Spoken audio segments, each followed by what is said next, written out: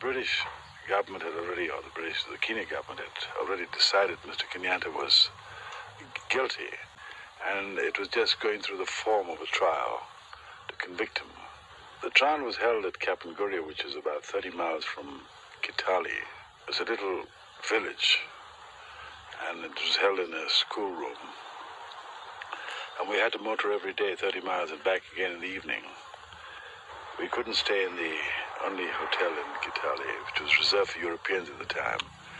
We found it very difficult because the government had access to all the witnesses they needed.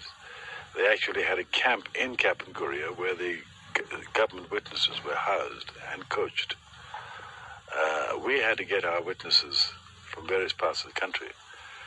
And it entailed every evening ringing Nairobi and asking our people here to arrange to find these witnesses and send them to Kapenguria. Naturally, our line was tapped all the time, and they knew who we were after. And we invariably found that when we went to look for this witness, he disappeared. He was not available anywhere. We knew he was locked up somewhere in the camp. He was picked up in order to frustrate the trial.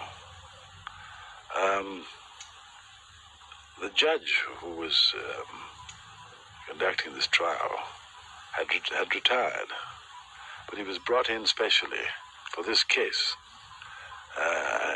He was well known to be anti-African, and the irony of it is, after he passed judgment that morning, he had to leave the courthouse in an armored car and was not seen in Kenya again.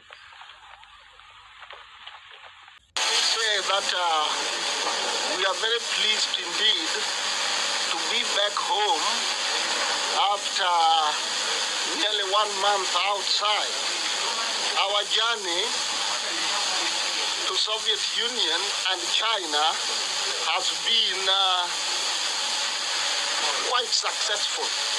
I should say that the main purpose of our journey was to discuss and, if possible, to reach some agreement on both economic as well as cultural aid which we could get from this country.